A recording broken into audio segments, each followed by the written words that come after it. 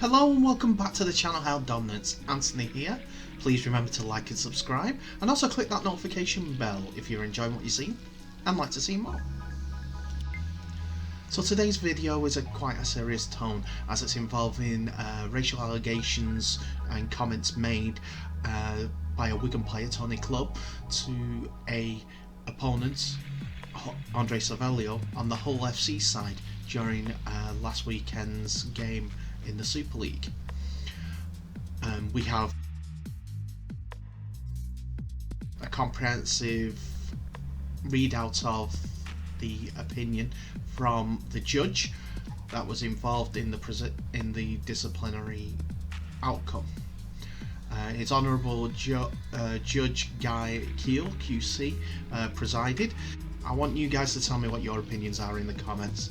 I can't make a valid outcome of it all at this point, as I'm still trying to process it. Do you think it's too much? Do you think it's too little? Do you think it's something that needs to be a complete stamp out?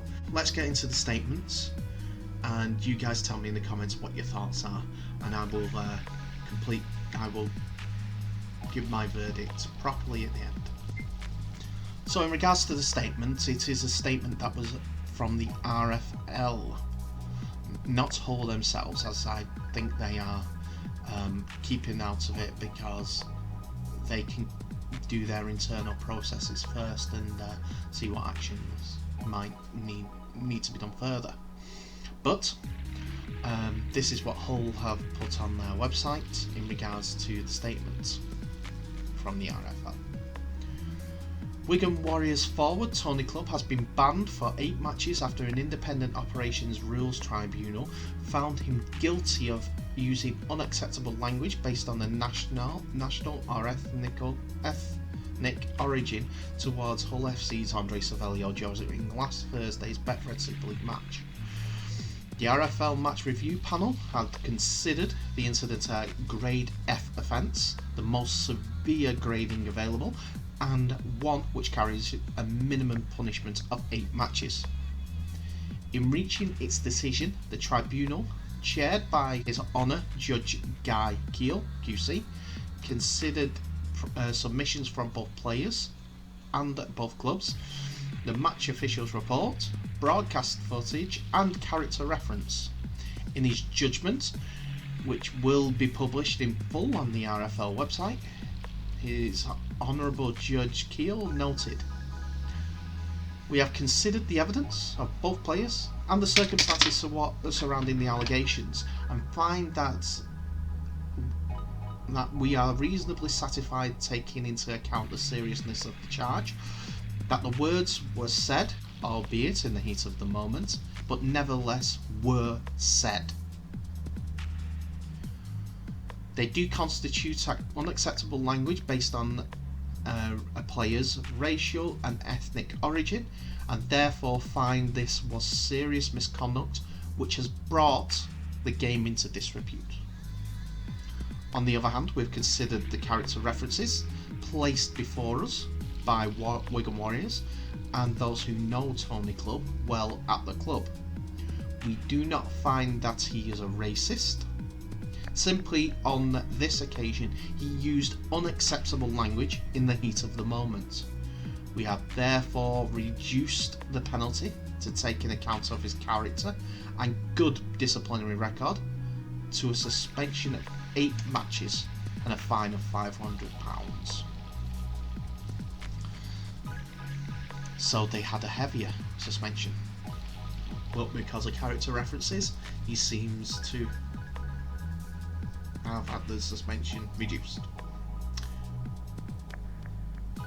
Let's go on to the Wigan side. So Wigan themselves put out a statement on their website.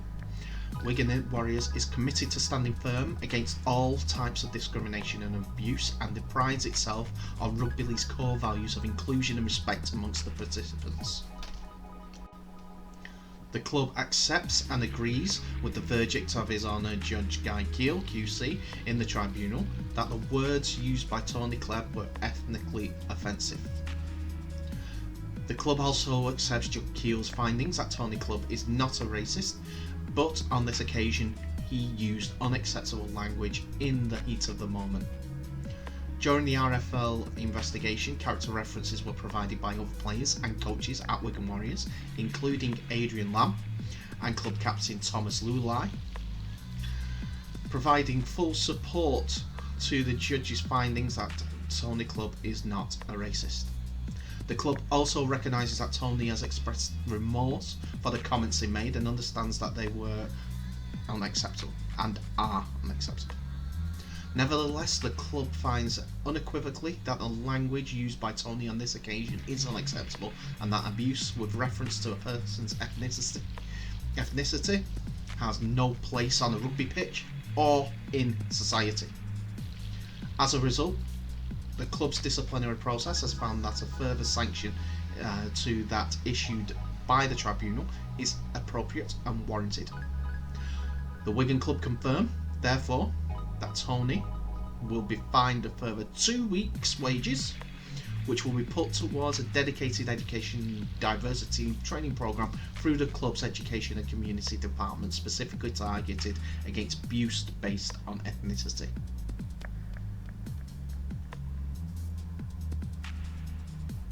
The club carefully considered that these sanctions in light of the severity of the offence, and we believe that furthering education and improving the understanding of race, ethnicity, which constitutes unacceptable language, and why it is unacceptable,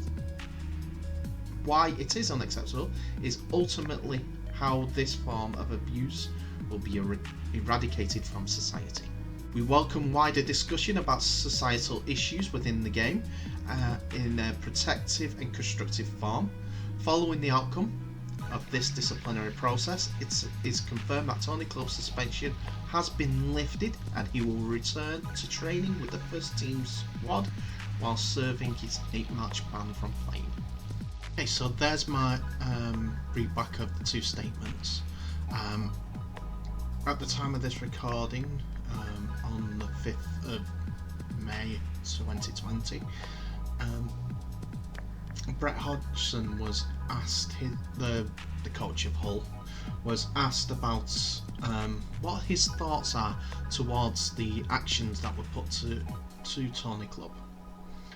And he said in the press conference today, "My personal opinion here, and I want to stress that, is that I thought it was too lenient in the current circumstances with everything that is going on. But again, that is my personal opinion. I felt that Andre had handled himself very well and we're proud of him and what he has done in these circumstances. We'll continue to support him in that. He has been put in a very hard situation, and there is never a right time for racism in sport or indeed in general life. The fact that Andre stood up for himself, his culture, his ethnicity, I'm really proud of his actions from start to finish. That is what we've got to be proud of. The person saying it's not right, don't do it. And it's affected Tony Clubb in one of the major places, his wallet. Like it affects everyone who has money or doesn't have money in most cases. Take the money away, that's it. So those are the statements and one of the coach's views in regards to that. And so let's see what I thought. So I have what's called cognitive dissonance on all this. One is my being a fan of rugby league and also Wigan Rugby League as an armchair fan. First of all, it shouldn't be done in any form of life, any walk of life even. Racism should be stamped out, full stop. That's my personal opinion of it.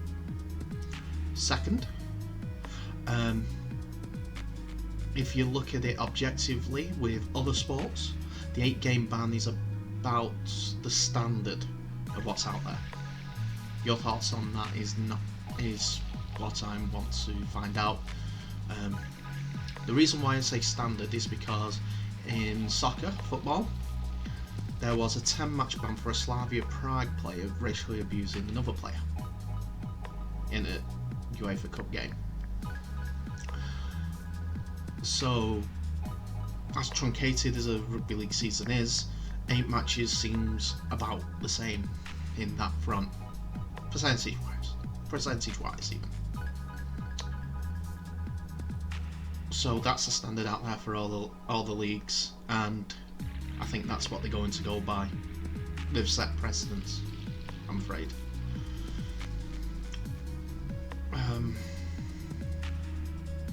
I'll keep my fan hat off at this point.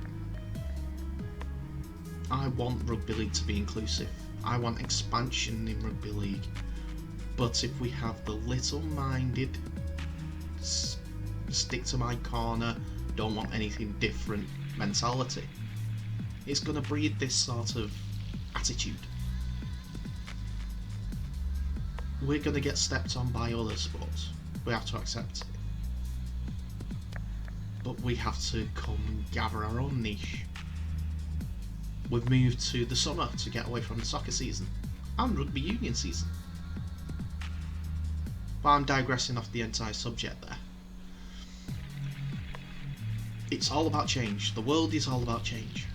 You've got to accept change because it's going to happen without you. You can bury your head in the sand. When you take your head out the sand again, oh, it's changed. What's happened? It's changed. We've all got to come together now. We do the 13 seconds before every single game in the Super League. It's a start, and we need to keep that start and grow it. There's more players from all different walks of life coming around as there are new leagues cropping up everywhere. I speak to a player from Ghana quite regularly. He's playing rugby league in Ghana. He's looking forward to the new season starting. This is going to step back everyone in rugby league. If you are on the TV and playing rugby league, you're representing rugby league. We don't want that. We need you to stand up, put your hand up and say, we don't want this.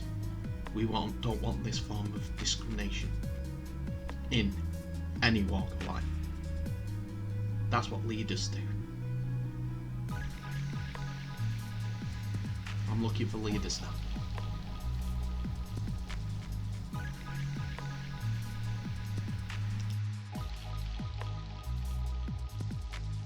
So that's my video for today, ladies and gentlemen. Thank you very much for watching.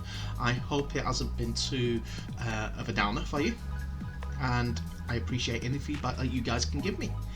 Normal service will resume tomorrow, as we'll have a new video out again, and hopefully it's more good news from around the world in rugby league.